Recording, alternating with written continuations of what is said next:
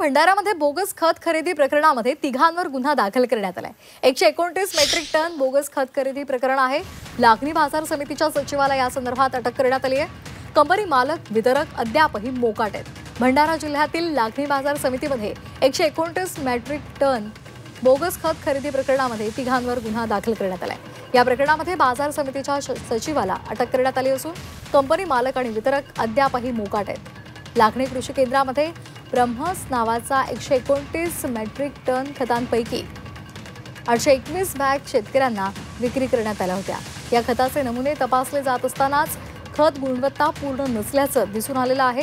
या प्रकरणामध्ये तिघांवर गुन्हा दाखल करण्यात आलेले आहे आणि आरोपी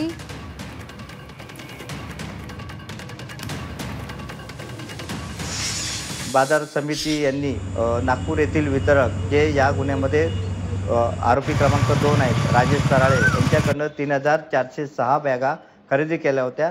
त्यापैकी 821 बॅगा त्यांनी शेतकऱ्यांना विकून शासनाची 16,42,000ची फसवणूक केली म्हणून अशी लेखी तक्रार दिली होती।